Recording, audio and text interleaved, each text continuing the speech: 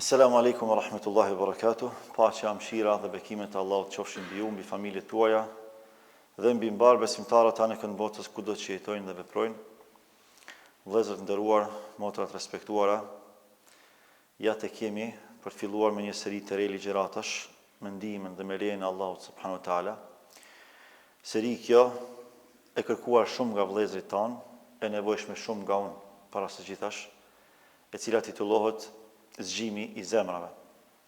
Do të mundohem me lejen e Allahut që të trajtojmë disa prej temave më të rëndësishme që ndërlidhen me zemrën, si qendra e vlerave dhe e jetës në përgjithësi që është, duke qenë se jetojmë në një kohë të çuditshme, ku gjithçka është zgjuar, por zemrat janë në gjumë.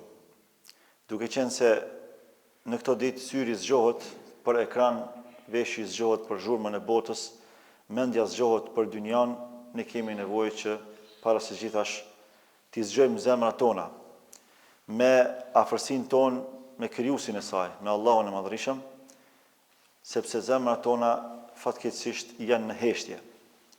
Një heshtje e cila është bërë edhe e frikshme. Sepse njeriu atëherë kur gjen heshtje pa shpjegim, vetëm se ka rënë në një kurrë të rrezikshme të daljes nga orientimi i duhur, të rrezikimit nga goditjet anësore që atij i vijnë, dhe nuk ka mundësi që ky njeri të këndellët vetëm se duke zgjuar zemrën e tij.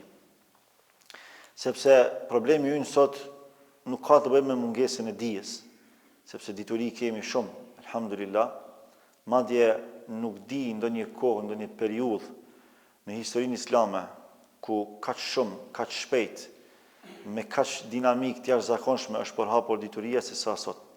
Problemi ynë është me ndikimin e kësaj diturie që ne e përvetësojmë. Pra ne nuk vuajmë për informim, ne vuajmë për transformim. Prandaj dhe kjo seri ligjëratash me lejen e Allahut mëton transformimin dhe jo vetëm informimin. Sepse ne sot dim, por nuk veprojmë. Ne dëgjojmë, por nuk ndryshojmë. Ne falemi, por nuk lidhemi. Pra gjitha këto i bëjmë. Por thelbi i gjitha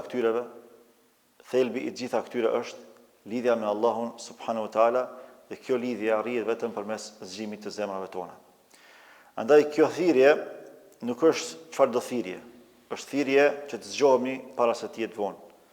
Është thirrje nga rutina në përjetim, nga ftohtësia në ndjeshmëri dhe nga kurthi i djallit mallkuar në shpëtim dhe në gëzim.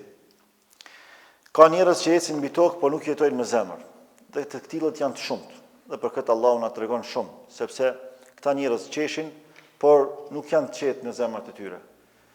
Kjo kategori njerëzish flet, por nuk ndjen. Jeton, por janë bosh nga brenda.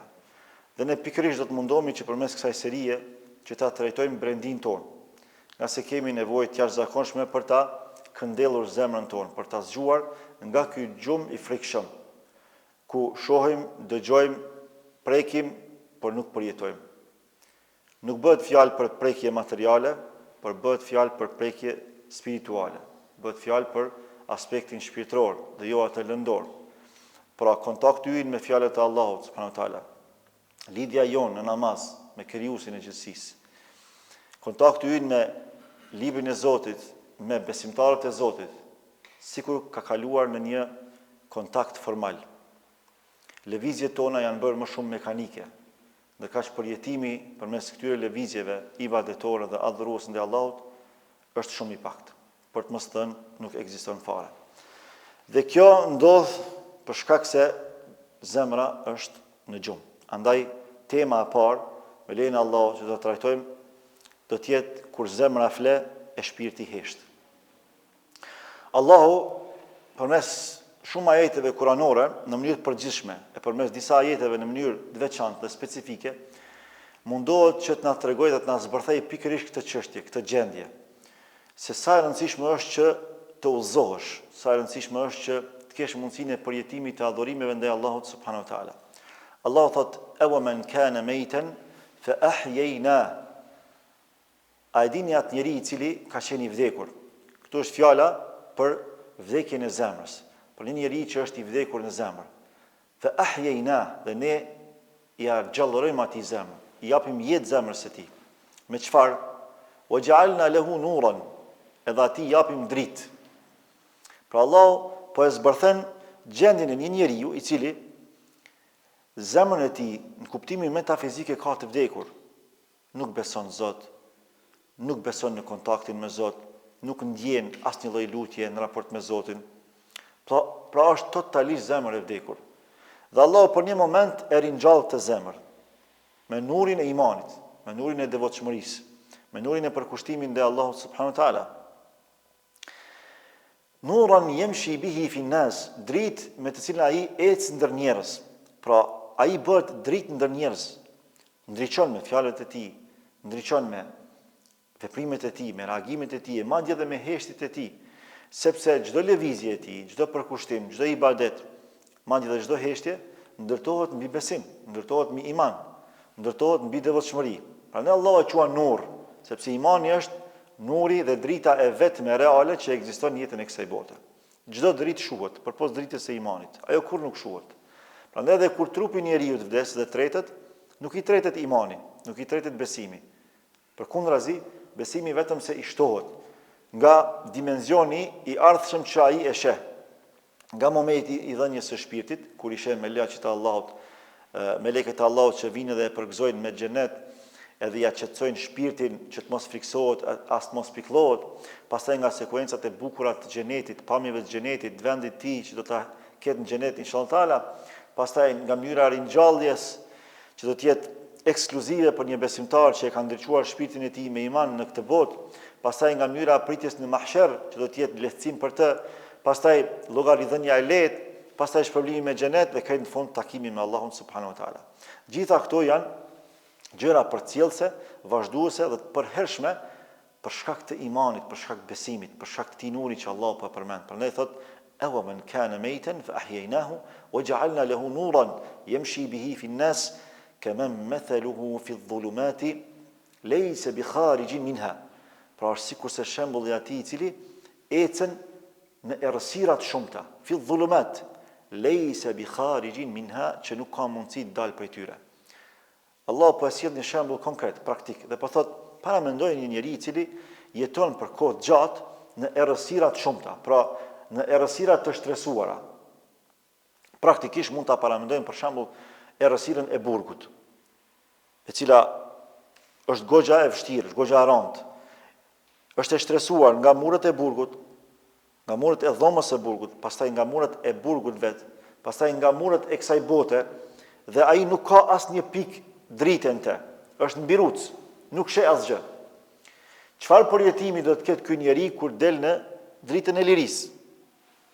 Allah thot, ju jeni më të nderuar, ju jeni më të ngritur, se sa një person që kalon një jetë gjatë në errësira të shumta, në errësira të shtresuara, një pas një. Sepse asgjë nuk është jetosh në errësirë fizike, sa është jetosh në errësirë metafizike. Asgjë nuk është nëse ti ballafaqohesh me errësira materiale, sa është ballafaqohesh me errësira spirituale. Nëse shpirti dhe zemra janë në errësirë, nuk ka dritë që mund ta ndriçojë përpos imanit. As mashtrimi me dynja, as me pasuri, as me familje, as me famë, as me pushtet, as me shëndet, as me bukuri. Prandaj shumica e njerëzve që janë të errët në shpirt dhe në zemër, ndonë se kanë pasuri materiale të shumtë, ndonë se kanë fuqi, autoritet, bukuri e pushtet, ata prap nuk janë të lumtur, sepse ju mungon ky ndriçim i zemrës, ju mungon kjo bukuri e shpirtit, e cila nuk mund të kuptohet dhe nuk mund të përjetohet vetëm se përmes lidhjes me krijuesin absolut gjithësisë, sepse kjo zemër është krijuar që të jetë e lidhur me Allahun subhanahu wa taala.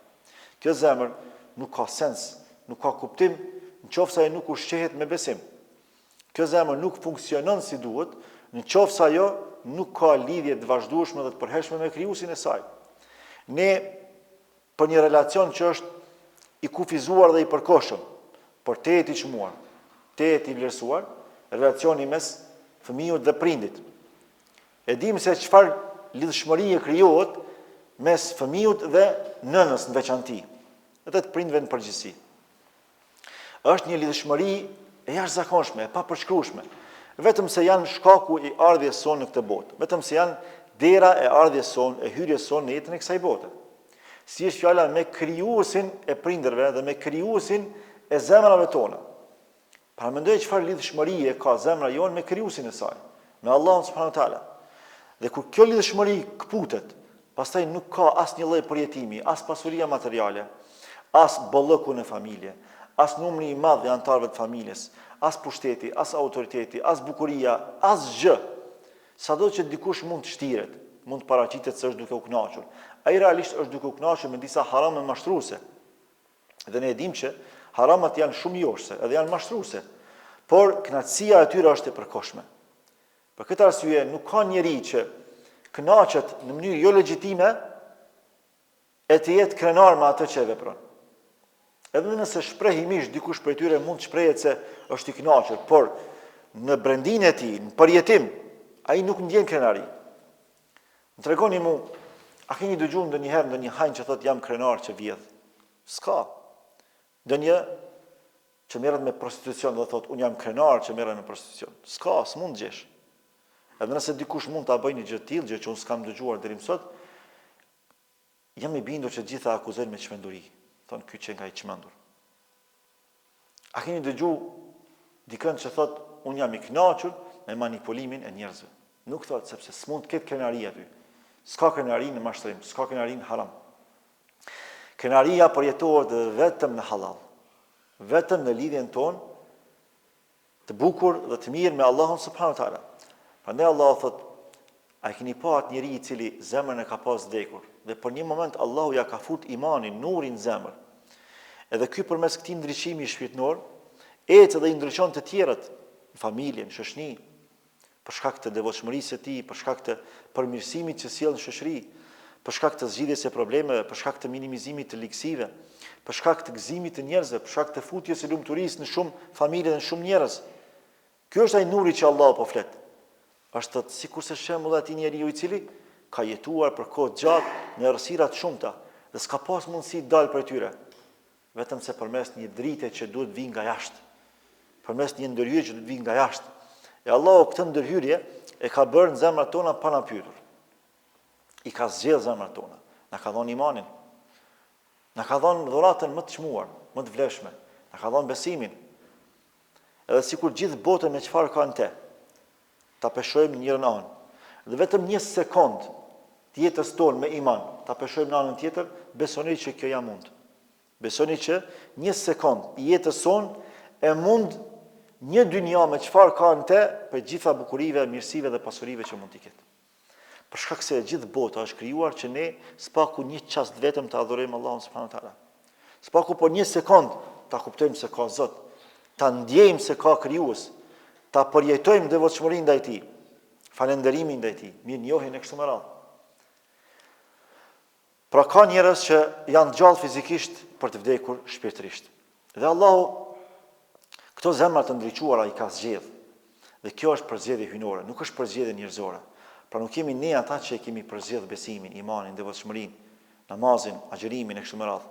Është Allahu ai i cili ka përzgjedh zemrat tona për të kryer këto rituale fisnike dhe madhështore, mbi të cilat ndërtohet jeta e një njeriu të shëndosh. Nëse e marrim analizojmë komplet Islamin me konditat e veta që i ka, duke filluar nga shahadeti, nga deklarata publike e fesë. Ai është identifikimi më i mirë, më paqësor, më i dashur dhe më i bukur që mund të ekzistojë. Kur themi ashhadu an la ilaha illallah wa ashhadu anna Muhammeden abduhu wa rasuluhu. Dëshmoj se nuk ka Zot që meriton të adhurohet përposa Allahut dhe po ashtu dëshmoj se Muhamedi sallallahu alaihi wasallam është rob dhe i dërguar i tij. Çfarë do të thotë kjo? Kjo është formulë jetësore e cila ndërtohet në pjesën e parë tek krijuesi i gjithësisë, tek Allahu, tek qenia më e lartë, tek vlera më e lartë. Dhe e dyta, tek qenia më e lartë njerëzore, tek vula e pejgamberisë dhe tek zotëriu i njerëzisë, tek Muhamedi sallallahu alaihi wasallam. Pra në vlerat kulminante, jeta jon fillon atëherë kur ne deklarojmë shahadetin, jo kur ne lindim, por kur ne deklarojmë shahadetin. Dhe kjo deklarat është identifikimi i brendive tona, i realiteteve tona. Pra kur ti thua, dëshmoj se nuk ka Zot tjetër që meriton të adhurohet përposa Allahut, Edhe se Muhamedi sallallahu alaihi wasallam është rob dhe i dërguar i tij, ti je duke i dhënë emrin tënd vetes tande. Ti je duke treguar se kush je realisht. Mbi çfarë baze e ndërton ti jetën tënde. Mbi çfarë baze ti ndërton ëndrat tua. Mbi çfarë baze ti dëshiron realizimin e projekteve tua, qëllimeve tua. Mbi çfarë baze ti kërkon të krijosh familje. Ky është bazamenti, është themeli. Prandaj është më e thjeshta dhe më e pakta që mund të bëjmë për Allahun. Thjesht të deklarojmë, sepse duhet të tregojmë se kush jemi. Për një takim shumë të thjesht, ne duhet që të kemi një identifikim të thjesht. Jam filani, i biri i filanit, për punë, jam ky e ai, kam këtë background, këtë kualifikim, jam i profesionalizuar në këtë lëmi e kështu me radhë. Gjëra shumë teknike, shumë të thjeshta, por shumë të rëndësishme. E si është fjala me identifikimin më të rëndësishëm që ekziston, me brendit tona. Prandaj ne kur themi ashhadu an la ilaha illallah wa ashhadu anna Muhammeden abduhu wa rasuluhu, dëshirojmë t'i tregojmë gjithë botës se ne jemi krijesat më fisnike që ekzistojnë. Për arsye se ne kemi në brendit tona, në zemrat tona, besimin në qenjen më fisnike, në Allahun subhanahu wa taala, në qenjen hynore, pastaj në qenjen njerëzore më fisnike që është Muhamedi sallallahu alaihi wasallam, autoriteti përzgjedhur nga ana e Zotit në tokë, përfaqësuesi i vlerave më të përsosura njerëzore në tokë, promovuesi dhe aplikuesi i mesazheve të Zotit në mënyrën më ideale dhe më të mrekullueshme në tokë, dhe finalizuesi i një kauze jashtëzakonisht madhështore njerëzore që është Islami. Zemra është qendra e jetës. Ashtu siç zemra është qendra e vlerave, është edhe qendra e jetës në përgjithësi. Për këtë arsye pejgamberi Allahut sallallahu alaihi wasallam çdo herë ja ka bërë me dije sahabëve të tij dhe rrjedhimisht edhe neve se për kushtimin kryesor duhet t'ia jepni zemrës. Fokusi juaj kryesor duhet të jetë tek zemra, tek qendra. Nëse ti nuk investon në qendër, sado që të investosh në periferi është e kotë. Ajo që jep jetë, çdo gjëje është qendra, nuk është periferia, nuk janë skajet, por është baza, është thelbi. Dhe qendra e organizmit në përgjithësi, e trupit, është zemra në aspektin fizik, po ashtu në aspektin metafizik. Zemra është qendra e jetës tonë. Në qoftë se dëshirojmë ta pasurojmë jetën tonë, duhet ta pasurojmë zemrën tonë paraprakisht. Nga se njeriu gjithë veprimtarinë e tij njerëzore dhe jetësore e ndërton mbi bazën e asaj çfarë ka në zemër. Ku lindin qëllimet? Në zemër. Nga kush realizohen qëllimet? Nga zemra. Kush i dirigjon gjymtyrët tona? Zemra. Kush përçon imazhin, tru? Kush i urdhëron gjymtyrët tona për të vepruar? Zemra. Por njeriu nuk ka mundësi të veprojë diçka pa ja leju zemrën e tij. S'ka mundësi. Sepse gjithë direktivat i merr prej zemrës. Dhe për këtë arsye pejgamberi Allahu sallallahu alaihi wasallam tha: "Ela inna fil jasadi mudgha." Kini kujdes, vini re, në trupin e njeriut është një copë mishi që aludon në brishtësinë e saj. Është me vërtet copë mishi, dhe një copë mishi në parim është shumë e brishtë. Mishi ka aftësinë që të kalbet shumë shpejt. Për pak qaste nxihet. Për pak kohë kalbet, prishet. Prandaj tha: "Idha salahat, salahal jasadu kullu." Nëse kjo copës mishi përmirësohet e gjithë trupi. Wa idha fasadat, fasada al-jasadu kullu. Nëse prishet e gjithë trupi. Ala wa hiya al-qalb. E kjo copës mishi është zemra. Do të thosh për organet më të vogla në trupin e njeriu, por është më e rëndësishme, sepse është mbretëresha e gjitha organeve. Dhe është qendra e vlerave jetësore. Prandaj investimi kryesor që duhet t'ia bëjmë vetes sonë është në zemër. Dhe për këtë arsye pejgamberi Allahut sallallahu alaihi wasallam kur deshi ta përshkruajë rëndësinë e zemrës, ai e përshkruajti në një mënyrë shumë të thjeshtë, por shumë të bukur, shumë përmbajtësore. Tha at-taqwa ha huna, dhe tha 3 herë radhazi, sepse gjërat me rëndësi i specifikonte nga 3 herë pejgamberi Allahut për ta ngulitur në kokën dhe në mendjen e besimtarëve të tij. Tha devotshmëria është këtu. Edhe preki me gishtin e tij në zemër. Devotshmëria është këtu, devotshmëria është këtu. Që do të thotë, burimi i devotshmërisë reale fillon nga zemra. Edukimi i durave tona, i këmbëve tona, i mendjeve tona, i gjymtyrëve tona në përgjithësi, fillon nga zemra. Nëse zemra zgjohet, zgjohet të gjithë trupi. Dhe ne kemi nevojë që t'i zgjojmë zemrat tona, sepse zemrat tona janë duke përjetuar një gjumë të pa arsyetueshëm, një gjumë të pa nevojshëm. Edhe gjumin që e përjetojmë në jetën e përditshme, nuk është as e nevojshme dhe as e arsyeshme që ta bëjmë përtej limiteve të lejuara. Sepse edhe gjumi ndonse është një mirësi që ja mundson trupit dhe mendjes që të pushoj, që ta rimarr veten, nëse tepërohet bëhet smundje. Dhe një prej smundjeve që e vret njeriu është gjumi i tepërt. Edhe fetarisht, edhe nga aspekti mjekësor e kështu me radhë. Pra, investimin kryesor që ne duhet t'ja bëjmë vetes sonë është në zemër. Dhe nuk ka mirësi më të madhe dhe nderim më të madh që mund t'ja bëjmë zemrave tona se sa ta kuptojmë se ato janë gjumë. Njeriu përmirësohet atëherë kur e kupton gjendjen reale në cilën është. Dhe kam përshtypjen që ne nuk po e kuptojmë gjendjen reale tonë. Dhe kjo ndodh si pasojë e mos interesimit për ta kuptuar. Sepse gjendja jonë është shumë e qartë. Realiteti ynë është i pakontestueshëm.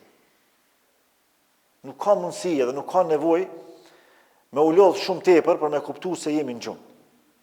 Sepse dëshmia praktike, realiteti ynë praktik, tregon qartë azi se në çfarë gjendje i kemi zemrat tona. Kam frikë se ato janë në koma, jo vetëm në gjumë, por në koma, për shkak të neglizhencës maksimale që ne kemi treguar ndaj zemrave tona. Prandaj sot ka namaz pa përjetim, ka lexim Kurani pa përjetim, ka vllazëri islame pa dashuri reale, ka angazhim mekanik, por jo edhe të përshpirtshëm. E shumë gjëra tjera që dëshmojnë për realitetin e zemrave tona.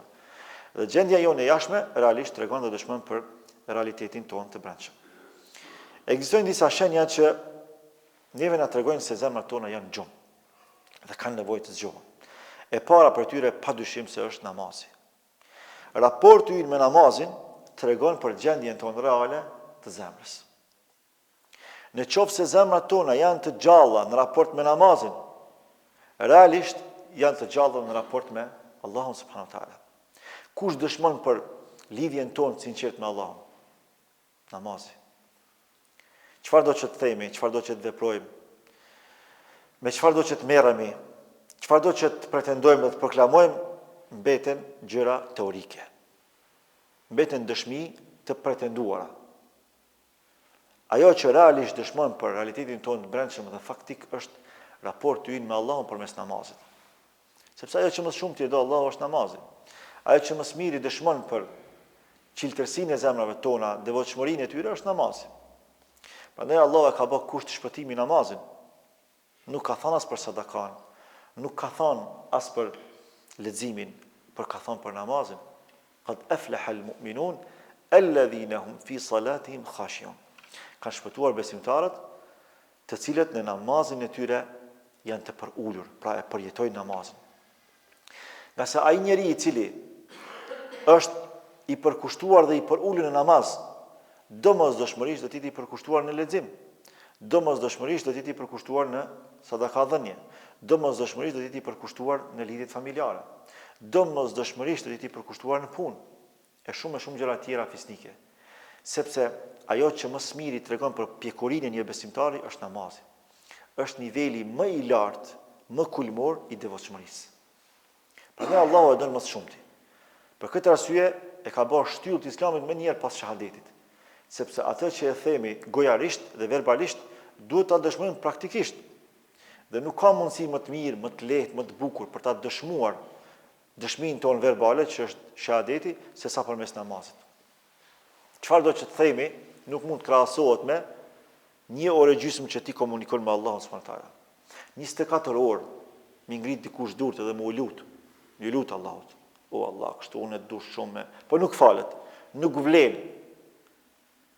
Asa për 1 minutë vetëm të namazit që ne e kryjmë para Allahut subhanahu wa taala. Pse? Sepse kjo është forma që Allahu dëshiron që ne të komunikojmë me të. Kjo është mënyra më e mirë që i përmbush gjitha nevojat tona shpirtërore, edhe që e kënaq Allahun më shumë. Një shembull konkret. Ne që jemi prindër, sidomos ne që jemi baballar, ne kemi dëshirë me urdhnu, edhe kemi dëshirë mi orientu, mi udhëzu fëmijët tanë. Edhe nëse i japim një urdhër apo një këshill fëmijës, edhe për gjërat më të thjeshta. Për shembull, nëse fëmia është tuvozit, edhe ti qëndron afër për me mësu, për me orientu, është duke mësu vozitjen. Edhe ti i thu, futu në këtë rrugë, futu në anën e djathtë. Ai thotë, jo, po shkoj drejt. S'ka dyshim se edhe drejt mundet me gjetë një rrugë. Sa është të e ditë që ka dalje. Për fakti që s'ka një ku i ka thonë baba e vetë. Kjo nuk e kënaq babën e vetë. Ndonë se edhe atje ka zgjidhje, ka dalje. Se njeriu në bazë vlerës që e ka, në bazë statusit që e ka, e meriton edhe trajtimin. Dhe na nuk mujna me e kënaq qatë njeri me status nalt, vetëm se përmes asaj që ai e meriton. Jo përmes asaj që na mendojna dhe dojna. Po përmes asaj që ai ka nevojë dhe përmbushet me të. Nëse kjo është në raport me njerëzit, nëse kjo është në raport me prindin, si është fjala me Allahun. Prandaj kam arrit me kuptu se pse Allahu kënaqet përmes namazit, më shumë se sa përmes çdo gjëje tjetër. Sepse Allahu përmes namazit i përmbush dy gjëra. E para e përmbush drejtsinë e tij ndaj nesh. E dyta na lehtëson neve komunikimin me të. Pa në njëra anë e përmbush atë beslidhjen që e kemi bërë me Allahun në jetën e shpirtit, se nuk kemi madhuru as këtë tjetër përpas Allahut, se nuk kemi bërë shirk atij në adhurim as kë dhe as gjë, dhe se kemi mja manifestu Allahut këtë adhurim në mënyrën më të mirë të mundshme. E dyta është lehtësimi që Allahu çdo herë praktikon në raport me besimtarët e tij. Allahu nuk na ka obliguar me diçka që mund bëhet rëndesë e papërballueshme për neve.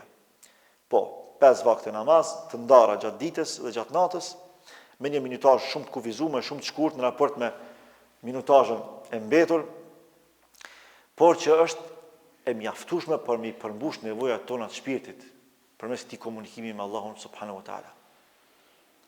Prandaj nuk ka mundësi me kënaqë Allahun më shumë edhe më mirë se sa me atë që ai kërkon për nesh. Do të thotë, ne kemi nevojë me përjetu namazin. Ne kemi nevojë me përmirësu raportin tonë me Allah përmes përmirësimit të raportit tonë me namaz. Për këtë arsye sahabët kanë qenë të thellë në këtë drejtim, në këtë kuptim.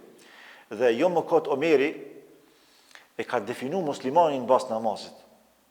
Edhe ka thonë, na kemi hise në islam, aq sa kemi hise në namaz. Pse, çka do që të themi, e du Allahun, e du Rasulullahun, e du islamin shumë, ngufon zemra, si e me namaz. Me namaz si e. Qofsi e mirë me namaz, nuk po flas 5 vakte namaz.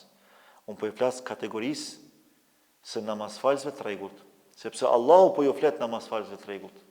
Çfarë po thotë Allahu? Fa wailun lil musallin. Mirë dhe shkatrim për namazlit. Për namazlit po thotë. Alladhina hum an salatihim sahun. Ata të cilët ndaj namazit tyre janë të pakujdesshëm. I vonojnë namazet pa arsye, pa nevojë. I vonojnë. Dhe ka kjo për sahabët ka qenë të merr.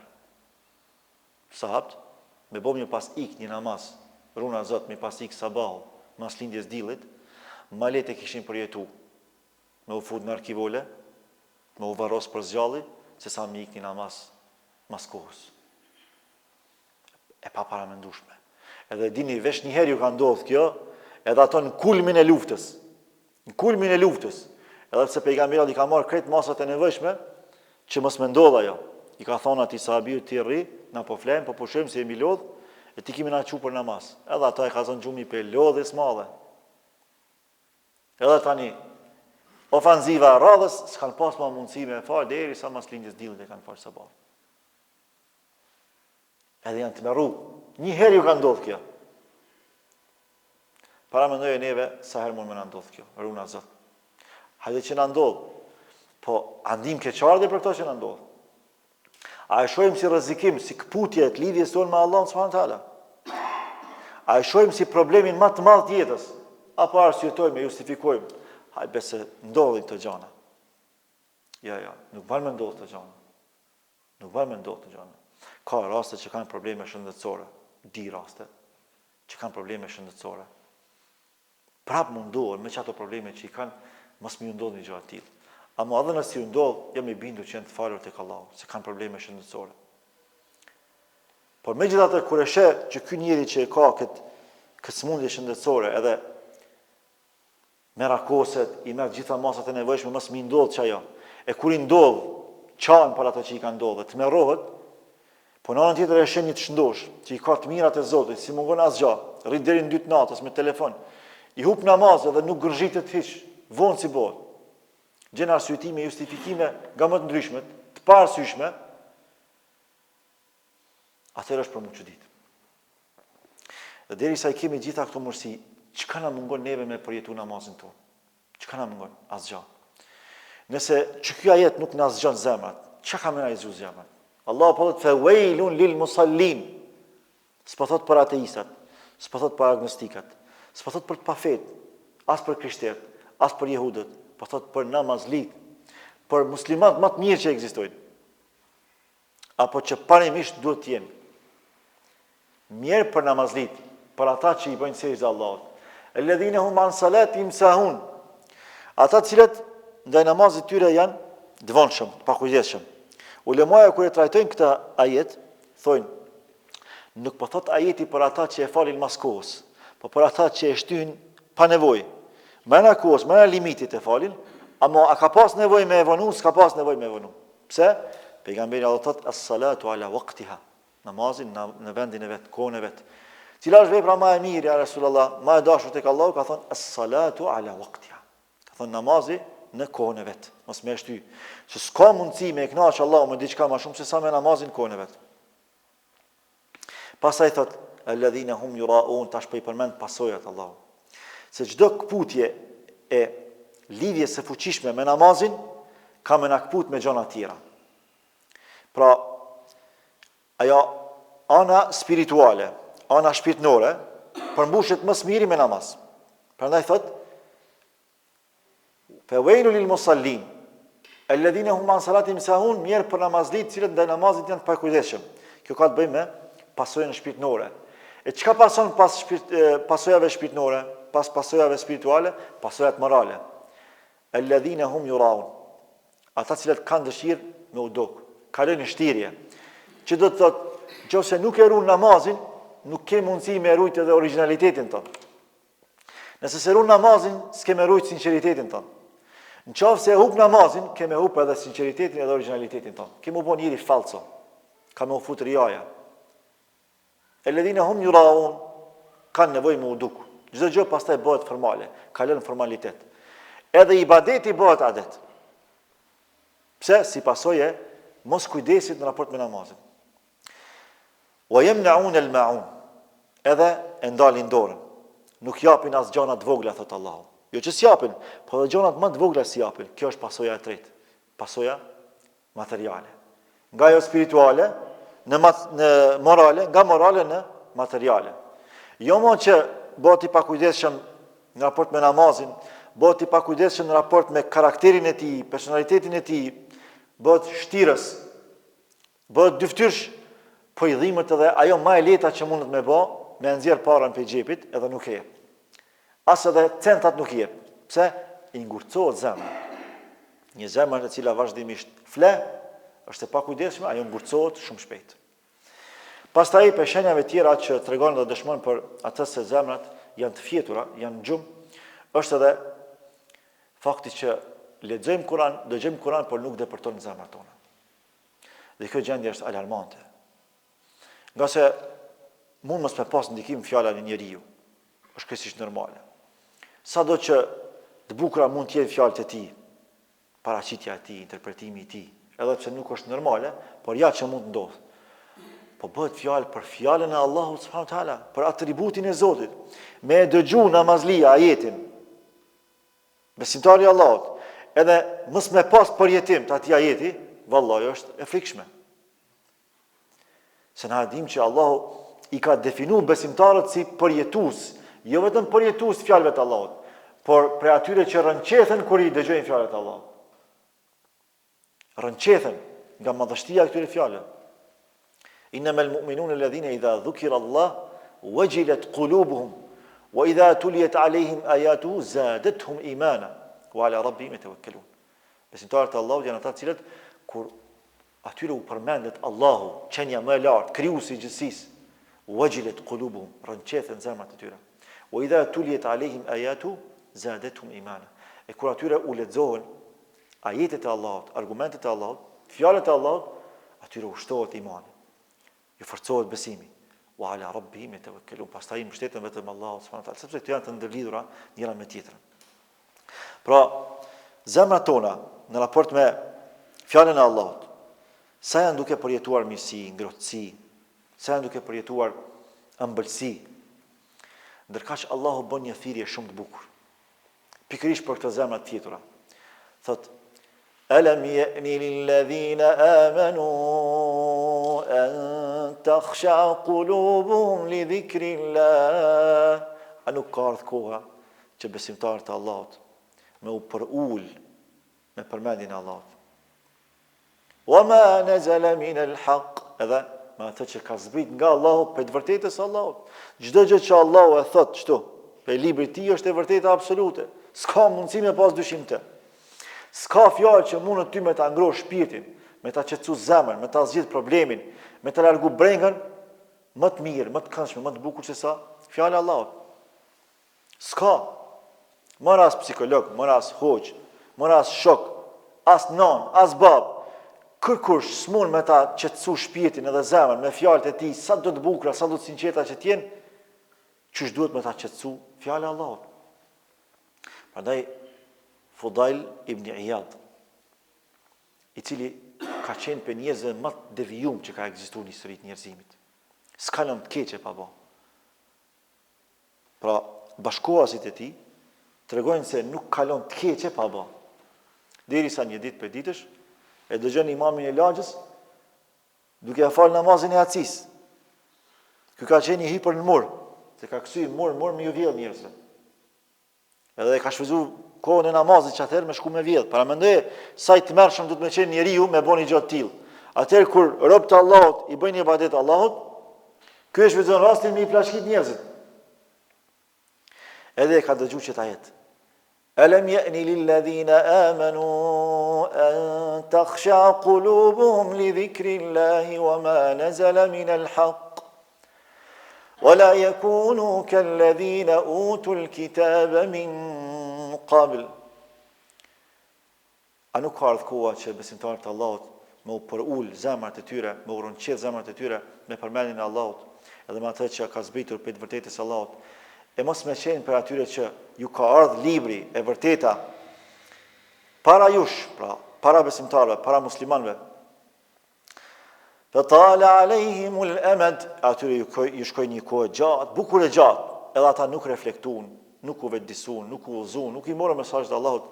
Faqasat qulubuhum, edhe si pasojë e kësaj, u ngurcuan zemrat e tyre. Faqasat qulubuhum wa kathirun minhum fasiqun.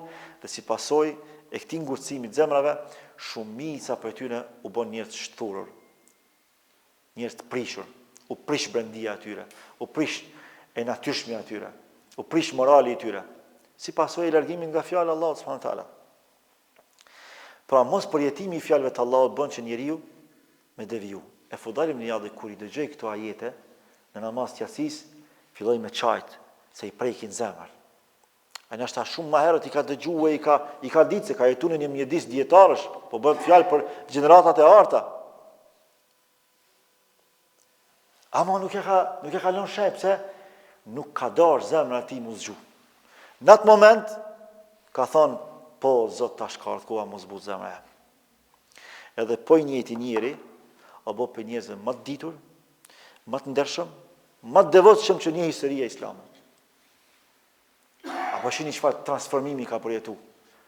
Veç pse e ka zgju zemrën. Në moment e ka kuptuar gjendjen, ka thonë, boll më këtë gjendje. Boll më kështu nuk shkon më.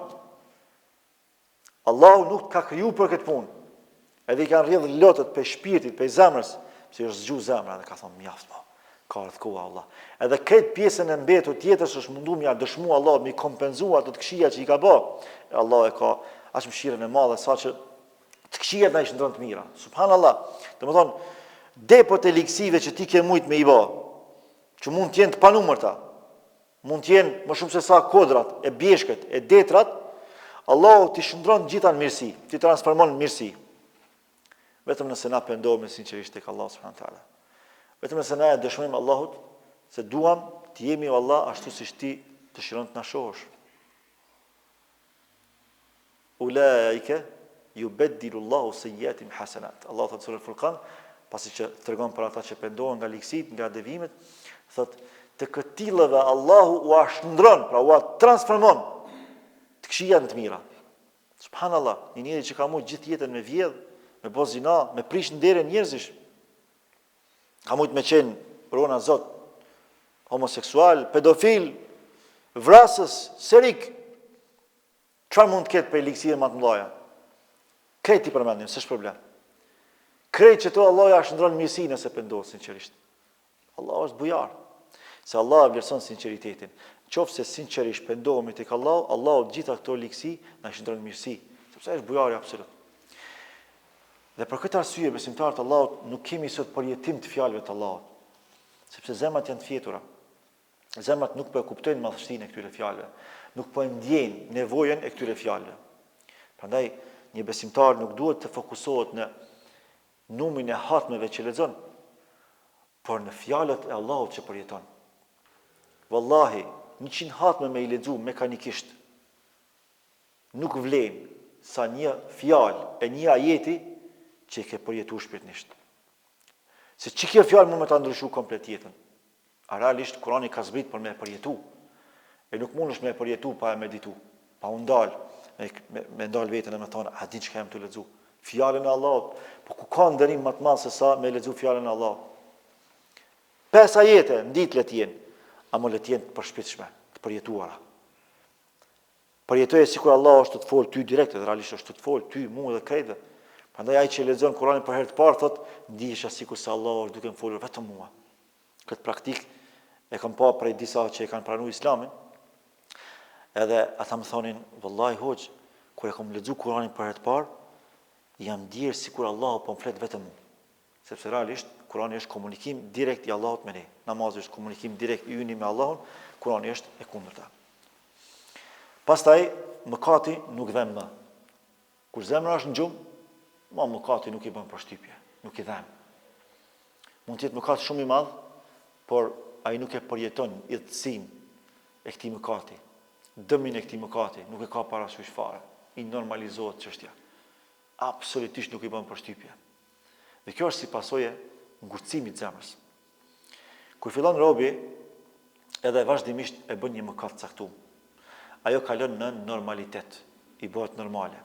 Normalizimi i mëkatit çon pastaj në dashuri të mëkatit. Fillon edhe e don atë mëkat. Nëse deri dje është ndi keq, nëse deri dje i ka ardhur turp pse e ka bë, sot thot un jam krenar që e bëj. Ja shndron djalli i mallkum në mirësi. Pra antivlerën ja paraqet si vlerë. Edhe ky në pamundësi për më shkput për atij mëkati, fillon edhe e dashuron atë mëkat edhe e promovon atë pastaj. E merr bajrakun që edhe tjetë me bën një gjë të tillë, më ndiku për tjerëve edhe me deviju nga rruga Allahut subhanahu wa taala. Ku shpirti hesht. Allahu subhanahu wa taala po thot: "Wala takunu kalladhina nasu Allah fa ansahum anfusahum ulaika humul fasiqun." Dhe kurse si mos u bëni sikur se ata që e harrojnë Allahun. E pastaj si pasojë e kësaj Allahu bëri që ata të harrojnë vetveten e tyre. Dhe kjo është humbja më e madhe që mund të përjetojë njeriu. Njeriu humb atëherë kur e humb vetveten. E kur e humb njeriu vetveten? Kur e harron Allahun. Derisa nuk e harrojmë Allahun, kur nuk do të humbim. Do të sprovohemi, me rasta do të lajthitemi, do të çorientohemi, por kur nuk do të humbim. Sepse çdo herë kemi praninë e Allahut në zemrat tona. Kujdesin Allahut ndaj nesh në mendjet tona. E ndjejmë se Allahu është mikqyrësyn.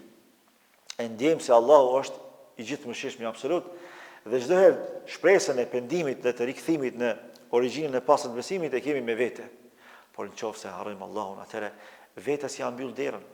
Derën e vetme që mundet me të shpëtu, që mundet me të zgjidh problemet, që mundet me të shëru, që mundet me të afru me familje, me të pasuru, me të begatu, me të zbukuru. Vetëm Allah është. E kur ti ja mbyll derën Allahut, atëherë si pret Allahu ty me ta mbajë derën hapur. Si pret me ndodhi një gjë e tillë? S'mund të ndodhi një gjë e tillë. Sepse Allahu e ka ndërlidh mbrojtjen tonë me mbrojtjen e lidhjes sonë me Allahun subhanahu wa taala. Sa më shumë që na bëjnë për me rujt këtë lidhje, aq më tepër Allah, madje pa kufishëm bën Allahu ndaj nesh. Sepse Allahu shumë pak kërkon për nesh e jashtëzakonisht tepër jep në raport me ne.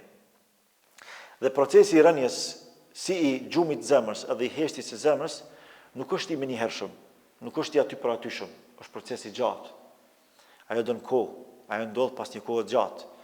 E Allah na tregon se nëse ne nuk ndërmarrim masa për me zgju këtë zemër, mujna me shkuruna Zot tek vulosja e zemrave tona.